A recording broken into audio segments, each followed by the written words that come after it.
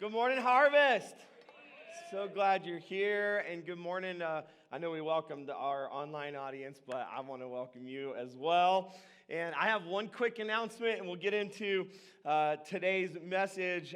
This Friday is what we're calling our Dream Team All-In Party. If you are serving on Dream Team, you probably got an invite this week, or you should have got an invite. And if you didn't, then that means we have your email wrong, and you should let us know. But the reason I'm announcing this is some of you, maybe you're new and you're like, I'm ready. I'm ready to jump in and lend my gifts and my talents and become a part of this body. We want to invite you to come. So we're just letting you come, even though you haven't been serving. And then some of you used to serve, and then the pandemic came, and then you've come back, but you haven't started back in your Dream Team, and we'd love to encourage you to get back involved, and you are invited as well. And the bottom line is this: if you want to come on Friday night, just come, all right? We're going to have a lot of fun. We're going to start at 6 o'clock. We've got the Kona Ice truck that's going to be parked outside. You can come, and it's free. You'd come and get what are those called?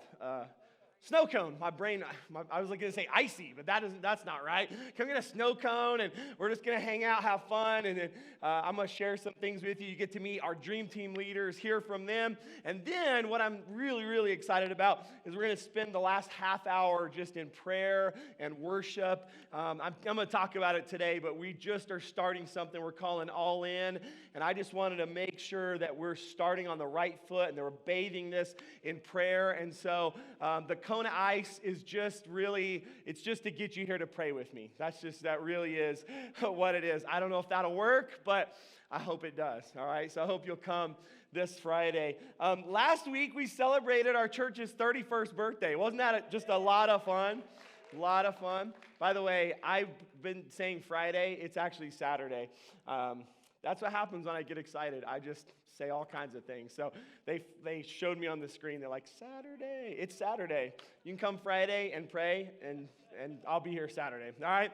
We had a lot of fun at our birthday party last week. I'm pretty sure we picked up all of the Baskin-Robbins gift cards that we hid under the seat, but you might check today. I don't know, in case we missed one.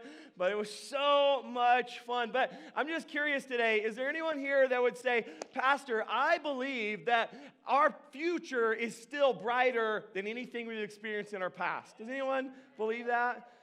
I mean, I just got to tell you, I have to believe that. Like, I have to believe that God is up to something and that the future is brighter. And guys, we've had a great run. I mean, it's been a really good 31 years, but I believe there's so much more in store. We've been talking about the promises of God, and today I want to talk to you about God's promises within the context of God's dreams. I believe that God's dreams and His promises go hand in hand. I might say it this way, that when God gives you a dream, you need a promise to connect to it so that you can hold on until the dream becomes a reality.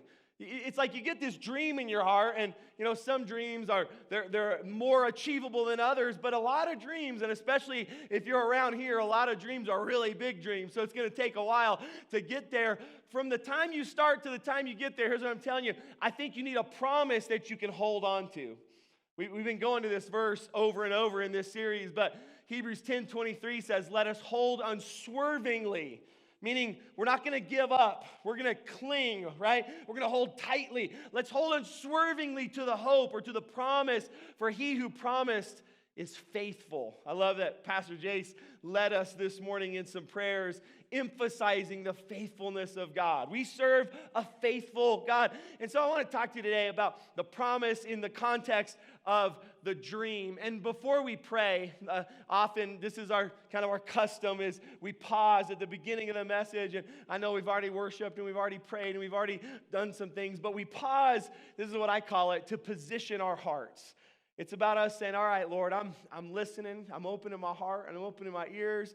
God, whatever you have for me and my family today, I just want to hear your voice. So we're going to do that in just a second. But before I do, let me just ask you, because I think I'm trying to find who this might be for today.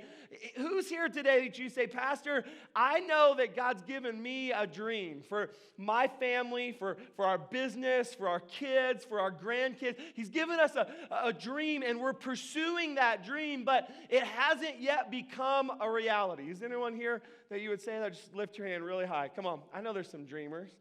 God's put a dream in your heart. I'm just telling you, this message is for everybody, but this message is especially for you today. I'm going to help you today. Because God's promises, his word's full of promises that help us on our journey to his dreams. Would you join me right now? Let's pray. It takes 30 seconds. Open your heart. Jesus, thank you for your word. Thank you for your presence today. Lord, we open our hearts right now, and as we open your word, will you speak to each and every one of us? And I pray specifically for those that lifted a hand a moment ago, and they're pursuing a God dream in their lives. And I pray that today, Lord, you would speak to us very clearly, and it's in Jesus' name we pray. And everyone said, amen. In Genesis chapter 37, we read about a teenager by the name of Joseph. It starts like this. Verse 2 says, Joseph, a young man of 17, was tending the flocks with his brothers. So we get a little bit of information in this verse. We find out this young man's name is Joseph. He's a teenager. He's 17. He's got several brothers, and he's tending the flocks. His job at this point is to be a shepherd. It seems pretty innocent, but as you continue to study the story of Joseph, what you find out really quickly is that his family was complicated. All right? Anyone else have a complicated? No, don't raise your hand. Don't raise your hand. You'll get in trouble. His family was complicated, y'all. I'm just telling you, it was an absolute mess. And here's where it really begins. Verse 3 through 5, it tells us a little more. It says, his father, now Israel, loved Joseph more than any of his other sons because he'd been born to him in old age. I just have to pause and give you a parenting tip or a grandparenting tip. You're not allowed to have favorites, okay? I'm just telling you, like, this story, this is not what we're studying today, but it shows how detrimental it is when parents pick favorites, all right? It is not okay for you to have a favorite, and I just had to tell you that, all right? So it says this. It says, he loved Joseph more than any of the others, and he made him an ornate robe, all right? You might have heard this story referred to as Joseph in the coat of many colors, right? Or Joseph in the Technicolor coat. I think that was a play or a show or something at one point. I don't know. When his brothers saw that their father loved him more than any of them, watch this, they hated him, and they couldn't speak a kind word to him. And then it says this, Joseph had a dream. And when he told it to his brothers, they hated him all the more. Early in Joseph's life, he learned a lesson that I want to be sure that we learn today. And it's simply this: God has a dream for you. Joseph learned this. He was 17 years old, and he learned that God had a dream for him. I'm just curious today if you believe that God has a dream for you, because I do. I believe God has a dream for me and my family, but I believe that God has a dream for you and for your family. Every single one of you, whether I know you or I just met you or I haven't met you yet, whether you're young or old or male or female, or whether you eat green chili or you don't, like, I think God has a dream for you. I'll take it a step further. I think he has a dream not just for you and your family. I think he has a dream for us collectively. We've banded together. We've said we're gonna be in covenant with one another. We're gonna be a church. We're gonna serve together and love together and walk together and cry together and laugh together. That's what church is. And I think that God has a dream for us collectively. But I'll take it even one step further. I think God has a dream for our city. I think God has a dream for Albuquerque, New Mexico. You believe that?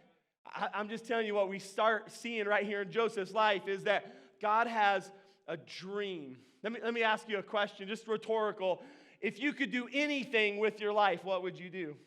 If you could do anything, you didn't have to worry about time or money, or I have that skill, or I don't have that skill, or I wish I was better at this, or if you could do anything with your life, what would you do? The reason I'm asking you that today is because I know that you are uniquely made, that God designed you, that He took so much thought in designing you and placing you where He placed you, and everything about you, the things that you like and the things that you don't like. The things that you're good at and the things that you're not good at, right? Sometimes the things you're not good at are better hints of what you shouldn't be doing than the things that you are good at. Everything about you was made on purpose, but get this, it wasn't just on purpose, it was for a purpose. So as I ask that question, what would you do? Many times as you open your heart to begin to dream, it's a hint. It's a revealing of what God put inside of your heart, because you didn't put that there. God put it there. God put those desires there, and then He backs that up with gifts and talents. Joseph's 17 years old, and he's out tending to the sheep, and God gives him a dream, and it is a really big dream. And I just have to say, I love big dreamers. I love being around people who are not afraid to dream really, really big. I mean, I just have a philosophy: go big or go home, right? Like if it's little, I don't even know if it qualifies as a dream, right? Maybe a daydream, right? Joseph's dreaming big. And maybe he shouldn't have told his brothers about the dream, but he did. He told his brothers, and they hated him for it. And you just need to know that your God dream will absolutely face opposition. I don't know if it'll be family like it was for Joseph, but it could be any number of things. What I do know is that our dreams face opposition. Too many people don't achieve their God dream because of things like fear. They're just paralyzed in fear. They never even start. They never pursue the dream. They have all these reasons why. But the bottom line is that fear holds them back. Some people don't achieve their dream just because of self-doubt. God gives you a dream and you immediately disqualify yourself, say, I'm not good enough. I can't do it. I don't have the skill set. God, you don't know what you're talking about. And you have self-doubt, and you talk yourself out of pursuing the dream that is God's dream for your life. Some people begin to pursue the dream, but they just get frustrated, and they give up too early because it's not happening as fast or as good or whatever as they think that it should. Some people don't pursue God's dream just because of circumstances. I mean, life is hard, right? Life's not always cupcakes and rainbows and sprinkles, right? And sometimes life gets hard and circumstances happen, and a worldwide pandemic happens or whatever, and it just stops people from pursuing their dream. Maybe it's a lack of support. Your friends, your family, those that you thought would go with you on this journey, they're not with you, and so you don't achieve the dream. Or maybe you just have low confidence or low self-esteem, or you procrastinate. You just keep saying, I'm going to do that next year. I'm going to do it a little bit later. Once our kids get out of the house, then we're going to pursue the dream. Once we have X number of dollars in the bank account, then we're going to pursue God's dream. We just procrastinate. We just put it off and put it off and put it off. Maybe it's just a lack of a plan.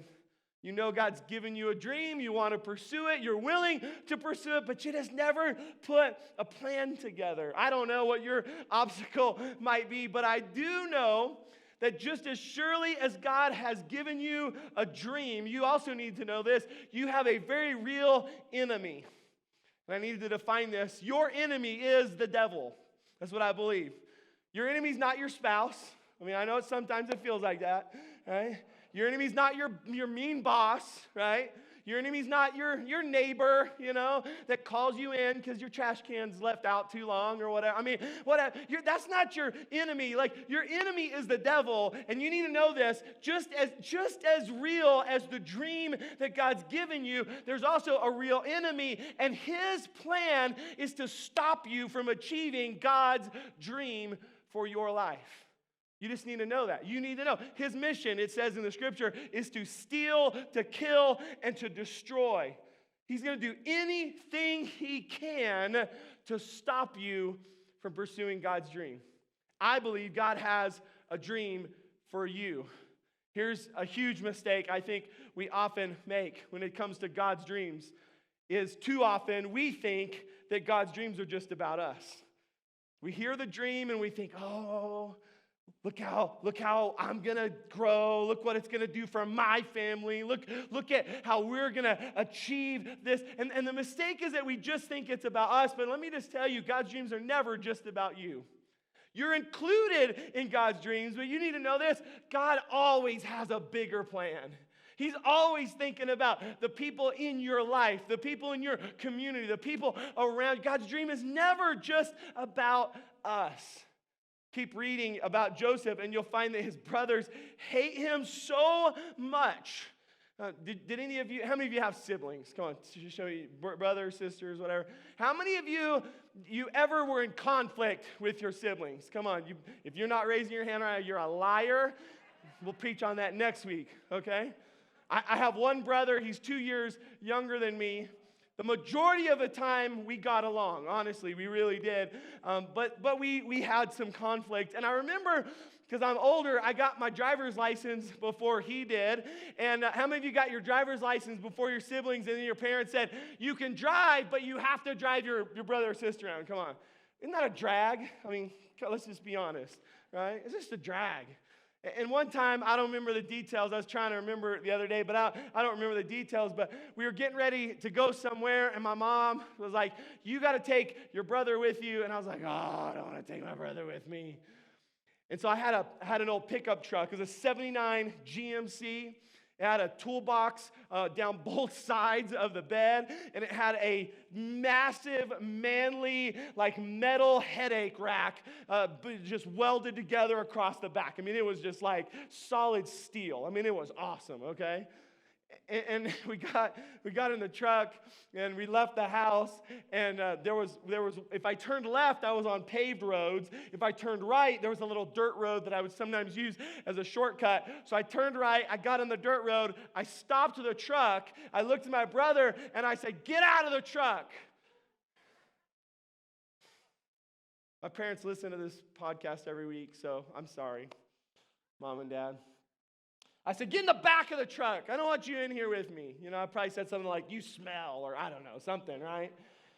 And he got in the back of the truck, and I started going down the dirt road, and of course he was in the back, so I'm hitting every bump that I could, you know, and I'm swerving, and I'm trying to kick up dust. I'm just trying to make it miserable on my brother. I know, it's okay, judge me. Just get it out of your system.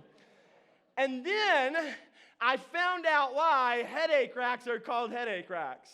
Because I slammed on the brakes, and my brother went flying across the bed of the truck into the headache rack, and he got a headache because he hit the headache rack. And then I immediately I didn't feel terrible, I felt terror because I knew my parents were going to kill me. And I stopped the truck. I said, get in. Oh, come on, Gerald, just get in. Gerald, get in. Can I buy you a cheeseburger, Gerald? Can I massage your neck, Gerald? Can I, I'm like, do not tell Mom and Dad, because I knew they'd take my privileges away, right? So I don't even remember how that story ended, but I'm reading about Joseph and his brothers hated him, okay? Listen, you might have not liked your siblings at some point. I doubt that you hated them as much as Joseph's siblings, because I don't know if you know the story or not, but his siblings actually sell him into slavery. I threatened to sell my brother several times. I'm just telling you.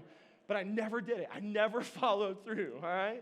They sell him into slavery, but in spite of this, God continues to work in and through Joseph. And eventually, in chapter 39, now we're a couple chapters further, it says this: the Lord was with Joseph so that he prospered, and he lived in the house of his Egyptian master. When his master saw that the Lord was with him and the Lord gave him success in everything he did, Joseph found favor in his eyes, and he became his attendant. Potiphar, this is his boss, his master, put him in charge of his household, and he entrusted to his care everything he owned. He gave him the keys, he gave him the bank account numbers, he gave him the passwords, right? He entrusted him with everything. From the time he put him in charge of his household and all that he owned, the Lord blessed the household of the Egyptian, not because of the Egyptian, it says because of Joseph. The blessing of the Lord was on everything Potiphar had, both in the house and in the field. So Potiphar left everything he had in Joseph's care. And with Joseph in charge, he did not concern himself with anything, this must be nice, except the food that he ate. Like his only decision every day was, what am I going to eat for lunch? Right? What am I going to eat for dinner? Joseph is taking care of everything. All I have to do is figure out what I'm going to eat. God's moving Joseph into position, not just for his own gain. I mean, Joseph's prospering, but it's not just about Joseph. God is up to something. And I'm going to tell you more about that in a minute. God has a dream for you. I don't know if you've heard, but I'm about to tell you in case you haven't. But I believe that God has a big dream for us, for Harvest. I want to tell you about it. We're calling this dream, we have a name for it because we had to figure out how to communicate it. We're calling this dream All In. It's a dream to completely renovate our facilities from front to back and top to bottom. But I want to tell you why, because the why is far more important than the what. The reason we feel like we're supposed to do this, that God is calling us to do this, really three things, is number one, to equip the next generation. Does anyone believe in our kids and our grandkids that are following us? Listen, if we don't do our job right, we will drop the ball, and the next generation will not be able to do all that God has called them to do. So what we're saying is we're not gonna fumble the ball here, right? We're gonna obey the Lord so that we can build something that the next generation can then build upon. In other words, wherever we finish, moms, dads, grandparents, is where our children will start.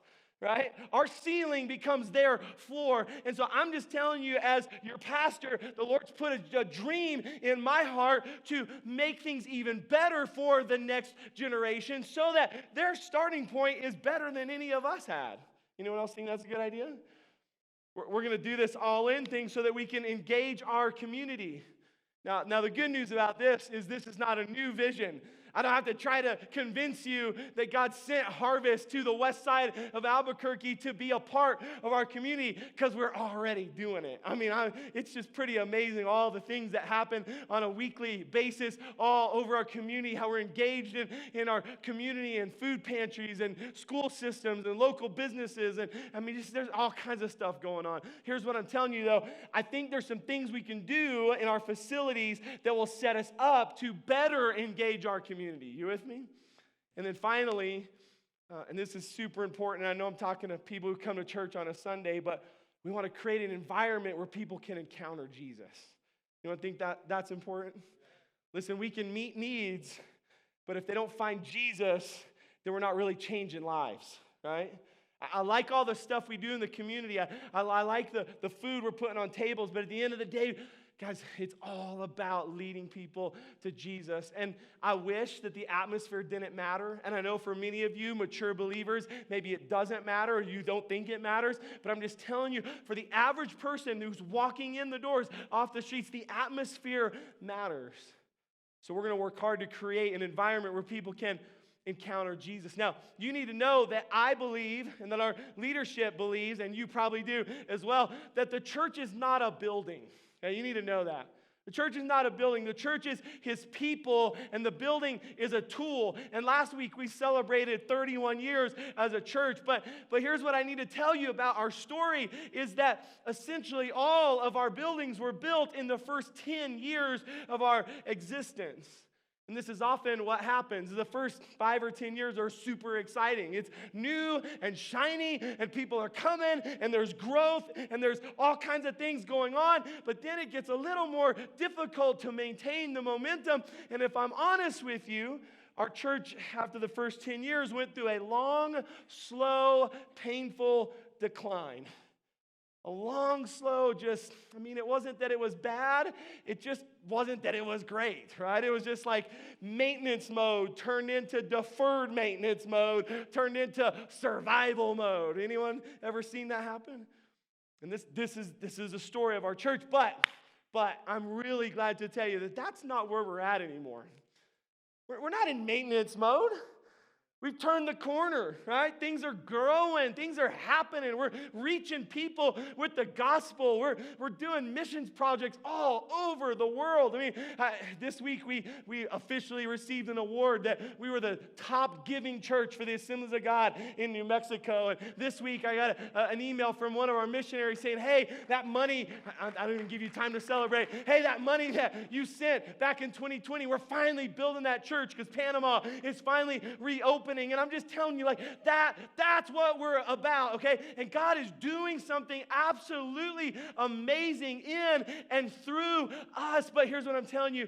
But I think we can do more, and I think we can do better. And the things that we're dreaming about, they're just about positioning us to continue to do all that God has called us to do. You also need to know that since the motivation is not a building, but it's actually more effective ministry, that we're absolutely committed that we're not going to stop doing ministry at the expense of a new building. I don't know if you've ever been a part of a church where that happened. Honestly, I don't think most of the time it's on purpose. It's just what happens because focus shifts. But I'm just telling you, we're not going to stop doing ministry. Okay, we're not, I promise you. Like if there ever comes a choice of, well, which one of these do we do? Ministry is always going to win over new paint on the walls. Like that's just how it is. And I also want you to know this is the biggest dream that Harvest has had since we began. I mean, when we began, there was a really big dream because you heard parts of it the last few weeks, but there was no people and it was a raw piece of land and, we didn't know how anything was going to happen. But now this is a really big dream, y'all, to complete the first 3 phases of the renovation, which I'll just tell you quickly. Phase 1 is a renovation to our kids area. That's where we're going to start because I want us to start with that focus on the next generation. So we're going to start there.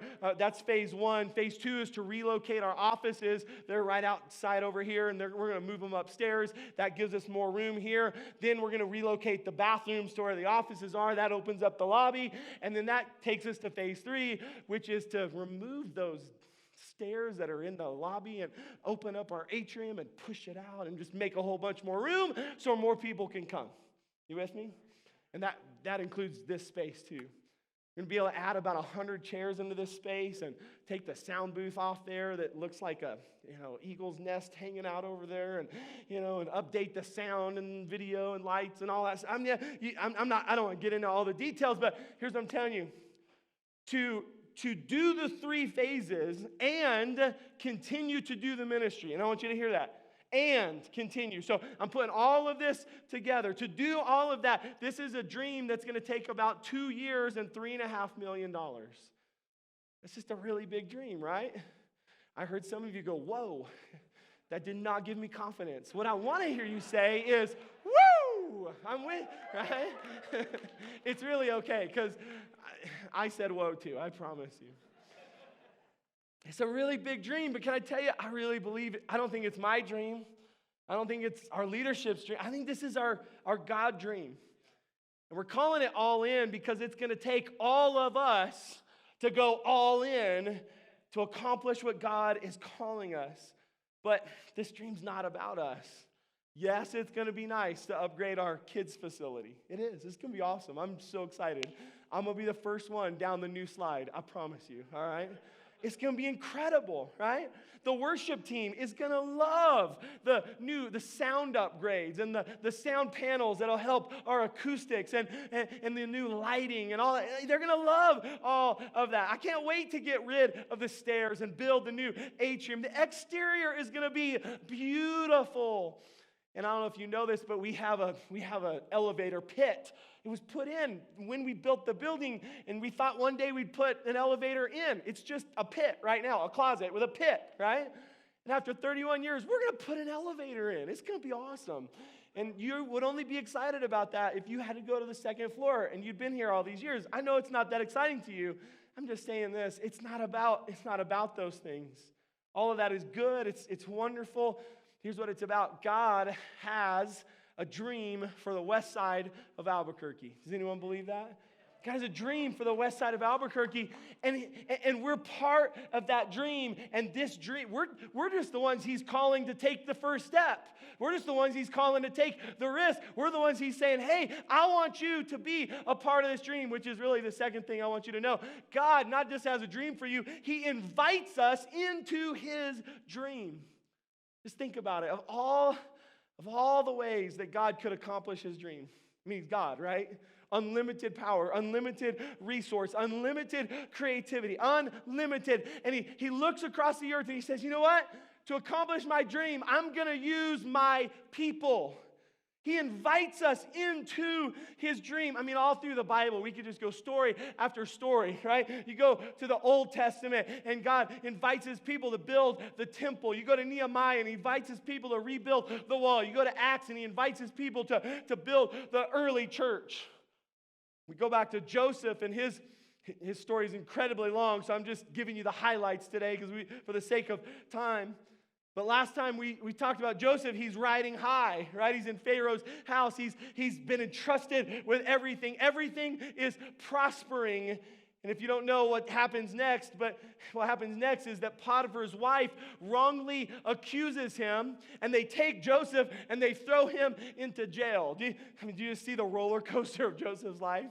He's the favorite son, and he's sold into slavery, and he's Potiphar's like favorite dude, and then he's in jail. I mean, that's just feel like most of our lives, right? I mean, it's just a roller coaster. And he finds himself in jail. You just remember, there's always obstacles to God's dreams. But even in prison, God gives Joseph favor. And then Potiphar has a dream of his own, right? He's sleeping and he has a dream of his own. And one of Joseph's old cellmates suggests, they said, hey, this guy Joseph, that he was my cellmate in prison, he knows how to interpret dreams. Let's bring Joseph in. Genesis 41, verse 15, Pharaoh says to Joseph, I had a dream and no one can interpret it, but I have heard it said of you that when you hear a dream, you can interpret it. And Joseph says, I can't do it. I can't do it. But then he says this, but God will give Pharaoh the answer he desires. I love this because Joseph quickly realizes he's been called up from prison. He's standing back in front of Potiphar, and he realizes that this is a God moment, that God is inviting Joseph into his dream for Potiphar, for Egypt, for the surrounding countries. I mean, he's inviting Joseph in, and Joseph says, I can't do it, but God can. I believe right now that God is inviting me and my family, Lisa and our girls, into his dream for Albuquerque. I mean, truthfully, he invited us into his dream years ago when he called us here. But there's like layers to this dream. And earlier this year, we just began to sense that God was saying, hey, you remember that dream that I put in your heart? And you might not even know this. We drew these plans like 2 years ago. We started working with an architect. We started dreaming. And we brought our team together. And we prayed and we sketched and we dreamed and we prayed. And I'm just telling you. And now all of a sudden, God said, remember that dream? It's time to bring that dream back. And so I'm asking you to spend some time this week in prayer, asking the Lord for you and your family. God, am I part of this dream? What do you want from us? How do you want us to participate in this dream? Now, I'll just tell you, I'm pretty sure he is inviting you, but I'd rather you hear it from him than from me. It'll be a little more convincing. Next week, we're going to do what we're calling our All-In Sunday. It's a Sunday where we're going to commit, right? My dad talked about it last week. He said it's commitment time, right? Next week, we're going to commit. And yes, there will be a financial commitment, but you just need to know this. Going all in is so much more than money. Following Christ is so much more than money, than tithe, right? It's so much more. All in is like, I'm going to pray. I'm going to lend my faith. I'm going to add my gift. Bottom line is, all in means I'm going to do whatever God asks of me and my family. Last week, my dad told a story, you might remember it, of how they bought a big trampoline, right? Do you remember this story last week? He bought a big trampoline for my brother and I when we were kids, and we put it in the backyard, and it didn't take long. I mean, first we were excited, but within just a couple of days, we were like, what else can we do with this, right? Like, we've jumped, we've flipped, we've, wrestled, we've done, like, we put the sprinkler under it, we did all, like, what else can we do? And then we had the idea, I'm pretty sure I had the idea, and I talked my brother into it, but we were like, let's move it by the shed so we can jump off the roof of the shed onto the trampoline, make it a little more exciting. And back then, trampolines didn't have safety nets like they do now. I just think that's lame. I'm kind of teasing, kind of not. So we moved it to the shed, and we started jumping off the shed roof. And before long, that was pretty exciting, but before long, we'd already done it a bunch of times, and we were like, what else can we do? Right? Anyone else live like this, or just me? Like, what else can we do? And I looked around the backyard, and I saw my parents. They were in a 2-story house. I saw the deck off of their master bedroom. And one day when they weren't home, I said, Gerald, let's move the trampoline by their deck. And we would crawl over the railing of the deck, and we'd hold on, right? And we'd get out on the edge, and we'd hold on, and then we would jump off the deck. And what that meant is that was higher than the shed roof. And that was awesome. Mom and Dad came home like, why is the shed over here? I'm like, I don't know. Maybe the wind blew it. I don't know. But before long, that wasn't as exciting as it was either. And so I looked around again, and then I realized if we moved it one more time, that we could get on the parapet wall of the roof, it was just a little higher than the deck. Y'all, I am so surprised. We never broke an arm or a leg or a neck I don't even know. It's the grace of God. Last week, here's what I'm telling you the story is, we just had to keep going bigger, right? We had to keep pushing the boundary. We had to keep doing things we never done before. And I said this earlier, but guys, this is the biggest dream that we've had here at Harvest since the beginning. And last week, as my dad was preaching, he was telling the trampoline story. I don't know if this ever happens to you, but I hope it does. Is sometimes the preacher is talking, but while the preacher is talking, the Holy Spirit is talking to you, right? I hope that happens to you. It happens to me quite often. And all of a sudden, the Holy Spirit began to speak to me, and I thought of this, how I moved it from the shed to the balcony to the roof, and all of a sudden the Holy Spirit began to speak to me, and he said, of course it's a big dream. It has to be a big dream, because if you just keep doing all the stuff you've been doing, you wouldn't even need me. And I realized, I'm like, this is the right dream. Because if I'm honest, we could keep doing what we're doing. Like, you're showing up, you're faithful, you're generous, we're doing some really great things. But here's the reality. We don't even need God to keep doing the things that we're already doing. We need God to do the things he's calling us to do. So I'm asking you, let's move the trampoline, right?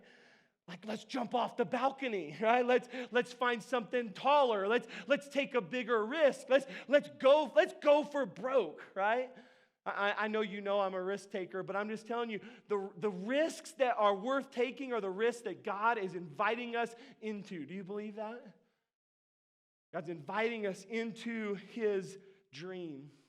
The last 2 weeks, Lisa and I have spent some time meeting with our leaders, a bunch of our leaders here at the church, and we brought them into the All-In Dream a little bit early so that we could get their feedback, we could hear from them, gain their wisdom, and we asked them, we said, hey, will you help us lead the way in generosity? I said, and what I'm asking you, would you go all in before All-In Sunday? I'm trying to create an undercurrent of people going all in, something we can feel in our spirits, like people are going all in. So I've been meeting with leaders, and man, we have a bunch of leaders. They've already signed up. They're like, I'm all in, Pastor. Let's do this. Let's go for it. And a lot of them signed an all-in commitment card. And a bunch of them are in this room, and they're probably tired of hearing this because I got so excited. But they would hand me their card, right? They'd fill out the card, and they'd hand it to me in our meeting, and I wouldn't even look at it. It didn't even matter what the number was, because it's not even about a number. It's about faith. It's about obedience. And they'd hand me the card, and I'm just telling you, I would feel something as they would hand me the card. And what I felt was just pure excitement. And let me be clear, not because of what was on the envelope, not because of what it means for Harvest, because of what I know it means for them and their family. I mean, all of a sudden, I told I think every single one of them, I'd say, I'm so excited for you. You are releasing faith into your family, into your home, into your business, into your finances, into your children. Like something is going to happen, and I can't wait to see what happens, because that's what happens when we begin to operate in faith.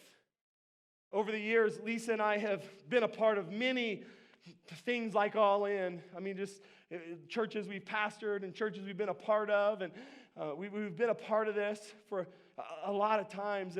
But there was one story I'll never forget. We were co-pastors of a church in Dallas, and we were bivocational. So to pay the bills, we owned a small construction company, and that's what allowed us to then be at the church and do the ministry that we were doing. And our church felt like it was time to take this big faith step and do some projects. And so Lisa and I, along with our church, we began to pray and ask God, we sense you're inviting us into this dream. What are you asking of Jason and Lisa?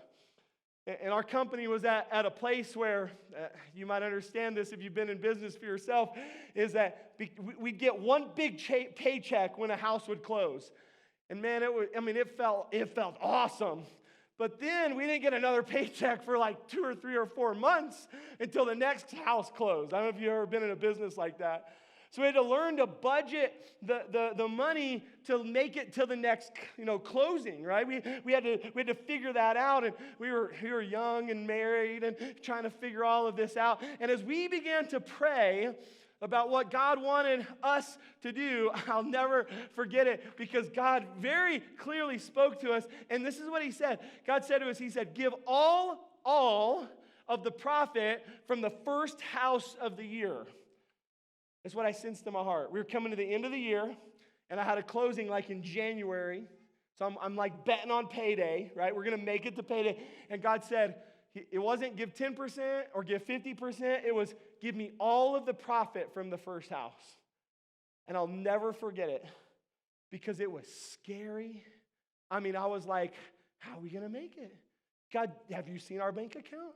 Do you understand that we need to live? I had all these rationales, but I also knew that it's what God was telling us to do. And I remember talking to Lisa, and you just need to know this about Lisa. I might be the dreamer, but Lisa she's like, yes, all in if it's something that she doesn't even bat an eye. And I went to her, and I'm like, babe, I really feel like God spoke to me. She's like, what is that? I said, I think God's telling us to give the money from the first house, all of it to her. And she goes, okay, let's do it.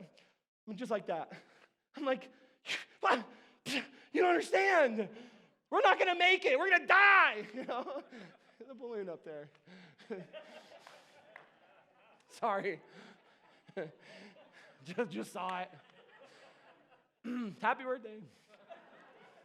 And Lisa's just like, let's do it. Let's go for it. So we prayed and we did. And here's it. So it was scary, but can I tell you something too? It was so exciting. When we filled that all in, it wasn't all in, but our all in card, I remember we were praying over it in church, and we went up and we turned it in, and we were like, yes, God's going to do something. This is going to be awesome. And then we went home and we were scared again, right?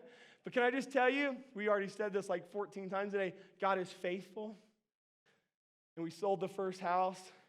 I sat down, I calculated up the profits. And I'm telling you, it was so fun, because we wrote the single largest check that we had ever written up to that point in our lives. It was so much fun. And we gave that check, and God is faithful. And not only did He didn't just take care of us, He blessed us. And He blessed the church. And I'm just telling you, and this isn't a like, give and you'll be blessed. It is what happens, but I'm not trying to convince you of anything. I'm just telling you our story, that God invites us into His dreams. And so many of you're about to embark on such an exciting journey. Like, you're going to take some faith steps, and I'm just telling you, it's going to be absolutely amazing to see what God does in your family. I'm so excited. Let me go back to Joseph. Joseph interprets Pharaoh's dream, and then Pharaoh elevates Joseph again. It says in chapter 41, verse 41, so Pharaoh said to Joseph, I hereby put you in charge of the whole land of Egypt. And then Pharaoh took his signet ring from his finger. He put it on Joseph's finger. He dressed him in robes of fine linen. He put a gold chain around his neck. He made him ride in his chariot as his second in command. So he's back on top, right? I mean, God is just taking care of Joseph. And it brings me to this final idea, and then we're going to pray and we'll close. But here's the final idea. So God has a dream for you. He invites you into his dream. And number 3, God will accomplish his dream. Can I just tell you something about All In? It's God's dream. It's not my dream. It's not our staff's dream. It's not our board's dream. We've adopted the dream. It's become our dream. But can I just tell you, it's God's dream? And I say that because it gives me confidence, because God will accomplish his dream. He always does. For Joseph, I mean, there were so many times that it had to have seemed hopeless, right? He's being sold into slavery. Oh my goodness, right? He's in jail. Oh my goodness. He's been accused wrongly. I mean, all of these things. But God always fulfills his promises. He always accomplishes his dreams.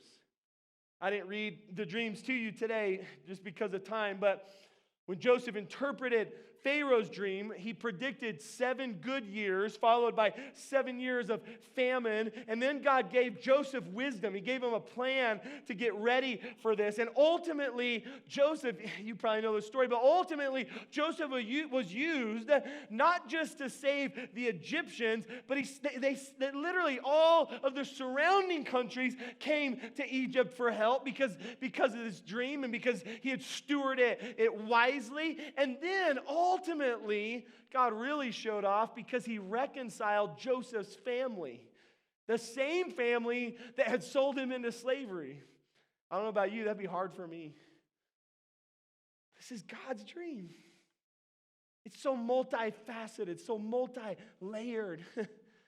He helped Joseph, but he helped the Egyptians. He helped all the other countries. He helped Joseph's brothers that didn't even deserve his help, right? I mean, this is just the nature of a God dream. Verse 56, when the famine had spread over the whole country, Joseph opened the storehouses. They'd been storing for 7 good years, and he sold grain to the Egyptians, for the famine was severe throughout Egypt. And all the world came to Egypt to buy grain from Joseph because the famine was severe everywhere. Despite everything, God will accomplish his dream. I want to ask you to do something this week, and it'll make more sense next week. But just go with me on this. This week, what I'm asking you to do, because honestly, I struggle because I don't want to convince you to be a part of a dream that I feel God's given us. I want you to feel like this is a dream God's calling you to be a part of. He's inviting you. But I talked earlier, I think when we have a God dream, we need a God promise to connect it to. This is a 2-year dream, right? Here's what I do know. We're going to have bumps along the way, right? Everything's not going to go as planned. Something's going to happen. We're going to have to problem solve. And here's what I'm saying. As we're doing that, I need and you need a promise that we can hold on to say, God, this is the word that you gave me back in April of 2021 as we were just stepping out in faith. This is the promise for me and my family. This is the promise you gave me for Harvey. I'm going to cling to this promise until we see the dream become a reality. And next week, I'm going to talk to you a little bit about my perspective on that and some of the promises that God's putting in my heart. But what I really, really want, this is what I'm asking you.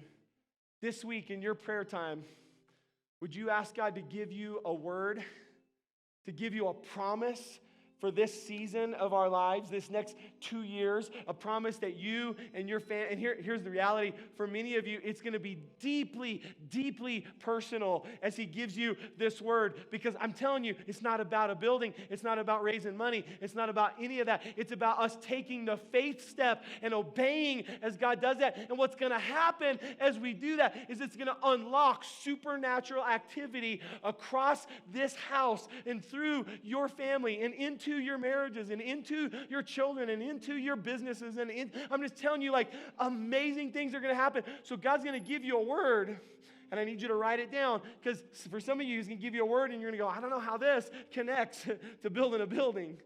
But what I'm telling you is I want you to have a word that you can hold on to over the next 2 years, because I believe, we just keep saying this, that God is faithful. God's faithful. He's going to show off, y'all. This is what happens when His people take faith steps. It moves His heart. And He says, oh, guys, I've been waiting for you to do this. And I'm telling you, He's going to pour out His Spirit. I've been contextualizing this around our all-in dream, but I want to come back to this belief that I have that our all-in dream begins with each and every one of your individual dreams. That's the beauty of church, that God gives us each a dream, and then He brings all of our dreams together, and that's how He accomplishes His big dream.